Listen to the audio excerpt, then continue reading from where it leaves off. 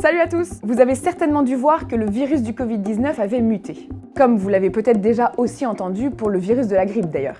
J'en vois déjà qui partent, ne vous inquiétez pas, ceci n'est pas une énième vidéo sur le Covid et il n'est pas exclu qu'on parle de Wolverine ou du professeur Xavier. Ça vous intrigue, hein?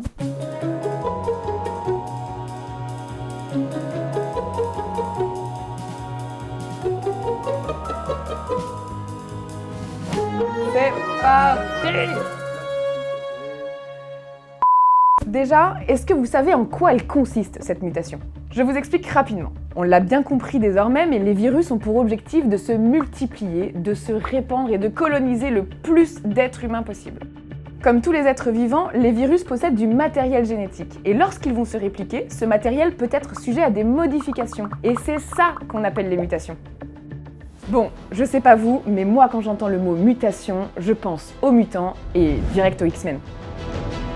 Du coup, je me suis demandé si l'être humain avait la capacité de muter et donc de développer des super pouvoirs. La réponse est plutôt oui, mais en réalité c'est un peu plus compliqué. Ce qu'il faut se dire, c'est qu'on a déjà développé des super pouvoirs si on se compare à ce qu'on était il y a des millions d'années. Et il y a plusieurs mécanismes qui entrent en jeu et qui permettent d'expliquer comment notre patrimoine génétique a évolué au fil du temps. Pour que vous puissiez bien comprendre la suite, il faut déjà que je vous fasse un petit topo sur l'ADN. C'est parti!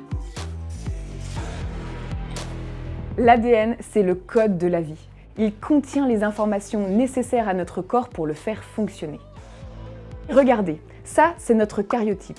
Une sorte de carte d'identité génétique, une photo prise au microscope de l'ensemble de nos 23 paires de chromosomes. Comme vous le voyez, ils sont classés par taille, selon un format standard, et ce sont eux qui forment notre génome. Ça, c'est un chromosome. Et c'est de l'ADN qui est enroulé sur lui-même. En fait, c'est une hélice à double brin. Et chacun de ces deux brins est composé par un enchaînement de petites structures qu'on appelle des nucléotides. Il en existe 4 sortes. Il y a l'adénine, la thymine, la cytosine et la guanine. Et comme vous pouvez le voir, les brins sont reliés entre eux grâce à la complémentarité des nucléotides. C'est-à-dire que la thymine s'apparie toujours à l'adénine et la cytosine à la guanine. C'est pas mal, non?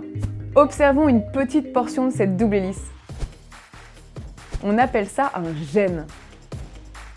C'est en fait une succession de l'assemblage des nucléotides des deux brins entre eux qui forment des phrases en quelque sorte. Il en existe des milliers sur chaque chromosome. Et ce sont eux qui vont être responsables de l'expression d'un caractère physique ou physiologique. Concrètement, c'est grâce à eux qu'on peut avoir les cheveux bouclés ou raides ou alors les yeux marrons ou verts. Donc ça, c'était pour le rappel. Revenons à nos moutons et commençons par le premier mécanisme qui expliquerait les super pouvoirs qu'on a su développer. D'abord, est-ce que vous saviez que nous sommes tous le fruit d'anomalies chromosomiques et génétiques? Eh bien oui, car pour devenir un embryon, on a déjà dû subir de multiples divisions cellulaires. C'est un processus permanent. À l'instant même où je vous parle, nos cellules sont en train de se régénérer, avec à chaque fois une possibilité de mutation au niveau de leur matériel génétique. Ces altérations du patrimoine génétique peuvent se faire à plus ou moins grande échelle, soit au niveau des chromosomes, ou alors plus spécifiquement au niveau des gènes. On appelle ça des mutations génétiques, et il en existe 4 sortes.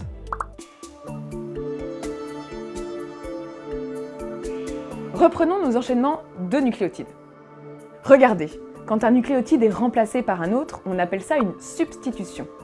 On dit qu'il y a une délétion lorsqu'on constate la perte d'un ou de plusieurs nucléotides dans une séquence, et à l'inverse, on parle d'insertion lorsqu'il va y avoir l'ajout d'un ou de plusieurs nucléotides.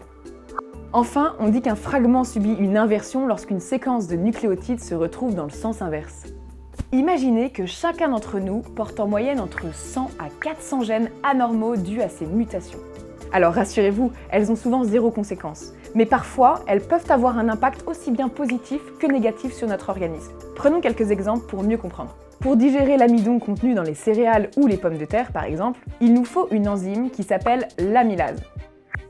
Eh bien, figurez-vous que le gène qui code pour l'amylase a muté plusieurs fois au cours de notre évolution. Et cette mutation a généré des duplications de ce gène. Ce qui fait qu'aujourd'hui, on digère beaucoup mieux l'amidon comparé à nos ancêtres. Cette mutation nous a été plutôt très bénéfique, contrairement à celle qu'on peut observer chez la reine Victoria par exemple. Manque de chance, elle a subi une mutation au niveau d'un gène qui code pour la coagulation du sang et qui provoque l'hémophilie. Dans cette maladie, les personnes touchées risquent de saigner plus longtemps que les autres. La reine Victoria a d'ailleurs transmis cette mutation à une partie de sa descendance qui l'a ensuite répandue dans quelques grandes familles royales au fil des générations, d'où son petit surnom de maladie royale. On ne sait pas encore vraiment comment la majorité des mutations surviennent. On suppose qu'elles apparaissent spontanément, mais il existe quand même des substances présentes dans l'environnement qui peuvent avoir un impact sur les gènes. On appelle ça des agents mutagènes, et leur particularité va être d'élever le nombre de mutations génétiques au-dessus du taux qu'on observe habituellement. On peut citer les rayons ultraviolets, comme ceux du soleil par exemple. Il y a certains médicaments et des produits chimiques qui peuvent provoquer des cancers ou des malformations congénitales. Et il y a la radioactivité. Par exemple, vous avez certainement entendu parler de la catastrophe de la centrale nucléaire de Tchernobyl. Elle a provoqué énormément de dégâts sur la santé des personnes, comme des cancers, des malformations chez des nouveau-nés. C'est quand même pas génial, hein. Et maintenant, si je vous parle de la sélection naturelle, ça vous dit quelque chose ou pas?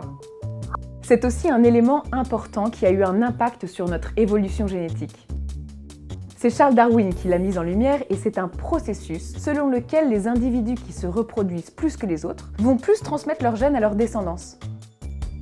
Ainsi, au fil des générations, la sélection naturelle entraîne la propagation des mutations les plus avantageuses dans les populations. Tenez par exemple, la capacité à digérer le lactose du lait chez l'adulte. Eh bien, elle a été sélectionnée il y a environ 9000 ans dans les populations humaines originaires d'Europe du Nord ou d'Asie centrale. Et pourquoi? Tout simplement parce qu'on y élevait du bétail pour son lait, qu'on consommait.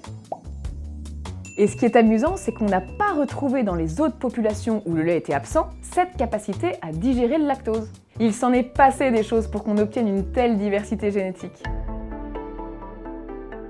Mais sans la dérive génétique, on n'en serait pas là non plus.